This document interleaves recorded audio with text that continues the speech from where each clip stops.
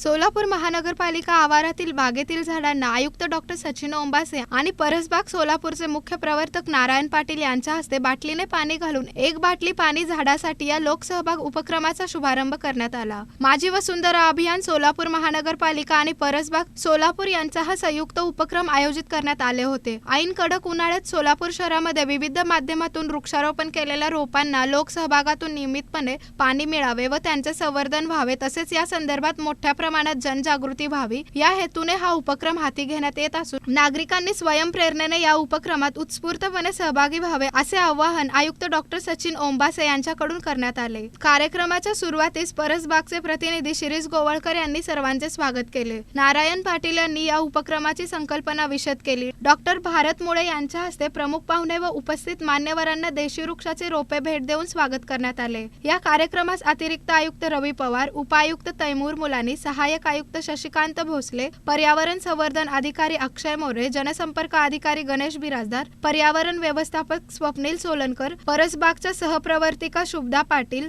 समन्वयक शिरीष गोळवरकर यांच्यासह अनेक उपस्थितांनी सक्रिय सहभाग घेतला होता।